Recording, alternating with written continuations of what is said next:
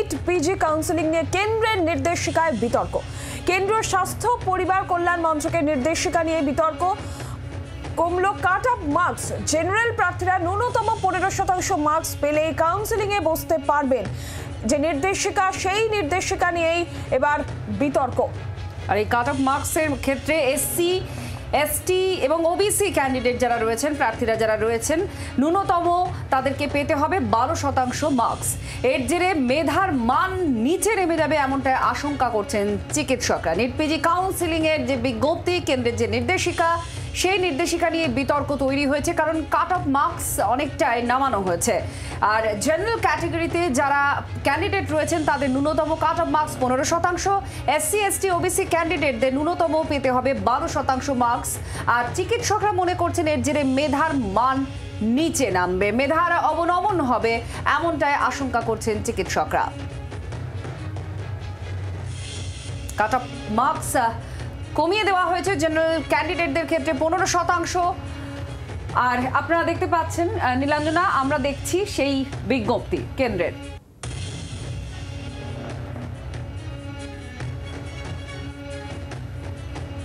আর এই কাট off marks general ক্যাটাগরিতে 15% কাট off marks ন্যূনতম তাদেরকে পেতেই হবে। আর এসসি, এসটি, ওবিসি তাদের ক্ষেত্রেও কাট অফ মার্কস 10%,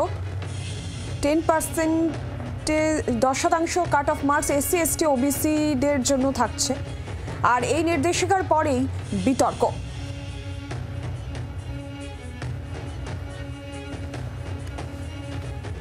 আর এই কাট অফ মার্কস কমিয়ে দেওয়া নিয়ে চিকিৎসকদের একাংশ বলছেন যে এতে মেধার মান কমে যাবে, এই আশঙ্কা চিকিৎসকদের একাংশের তরফ থেকে করা হচ্ছে। মেডিকেলে স্নাতকোত্তরের কাউন্সেলিং আর তাদের কাট অফ মার্কস কমানো হয়েছে। যে বিজ্ঞপ্তি সামনে এসেছে সেই বিজ্ঞপ্তি নিয়েই চিকিৎসকদের মধ্যে একটা আশঙ্কা তৈরি হয়েছে যে মেধার মান কমে যাবে। কেন্দ্রীয় স্বাস্থ্য পরিবার কল্যাণ মন্ত্রকের নির্দেশিকা, তা নিয়ে বিতর্ক। উৎপল বন্দ্যোপাধ্যায় বিশিষ্ট চিকিৎসক এই মুহূর্তে আমাদের সঙ্গে আছেন, তার সঙ্গে কথা বলবো। উৎপল বাবু, আপনারা নিশ্চয়ই নির্দেশিকার সম্পর্কে জানেন যে কাট অফ মার্কস নামানো হয়েছে জেনারেল ক্যাটাগরিতে 15 এবং বাকি ক্যাটাগরিতে 12%, 10% নামানো হয়েছে কাট অফ মার্কস। কি বলবেন আপনি?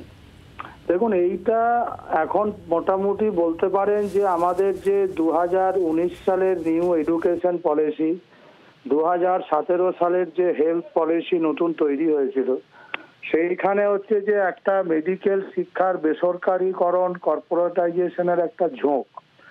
এবং এই জায়গাতে ধরুন যে কোনোভাবে হোক মেডিকেল কলেজগুলিতে যে আসন সংখ্যা সেগুলিকে ভর্তি করতেই হবে, এই রকম একটা তাগিদ থেকে এই ধরনের সিদ্ধান্ত নেওয়া হচ্ছে বলে আমাদের প্রাথমিক ধারণা।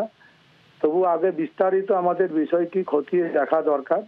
কিন্তু তবু ভর্তি করার জন্য কাট অফ মার্ক যখন কমানো হয় তখন এটা বোঝা যায় যে যে পরিমাণ আসন সংখ্যা আছে সেই আসন সংখ্যাগুলিকে ওই আগের কাট অফ মার্কে ভর্তি করা সম্ভব হচ্ছে না। এবং এটা আপনারা খেয়াল রাখবেন যে নতুন কলেজগুলির অনেকটাই সেগুলি বেসরকারি মেডিকেল কলেজ, সেখানে আমাদের যারা পড়ুয়া তাদেরকে একটা বিরাট অঙ্কের টাকার বিনিময়ে পড়াশোনা করতে হয়।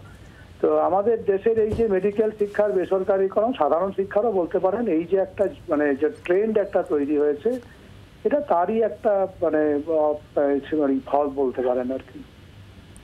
অনেক ধন্যবাদ ডক্টর বন্দ্যোপাধ্যায়। আপনারা শুনছিলেন যে তারা একটা আশঙ্কা করছেন এবং যেখানে বেসরকারি প্রতিষ্ঠানগুলোতে ভর্তির প্রসঙ্গ আসছে সেই বিষয় নিয়েও কিন্তু এই বিতর্কের অন্যতম একটি কারণ হিসেবে তারা মনে করছেন। আর যে কাট অফ মার্কস নামিয়ে দেওয়া হয়েছে নীলাঞ্জনা, আমরা দেখতেও পাচ্ছি যে নোটিশ কেন্দ্রের, সেই নোটিশেই দেওয়া হয়েছে যারা জেনারেল ক্যাটাগরির অর্থাৎ সাধারণ ক্যান্ডিডেট রয়েছেন তাদের জন্য 15%, ন্যূনতম 15% পেতে হবে। আর এসসি, এসটি, ওবিসি এদের জন্য রয়েছে 10% কাট অফ মার্কস। বাংলার আওয়াজ, বাঙালির আবেগ, জি 24 ঘন্টা।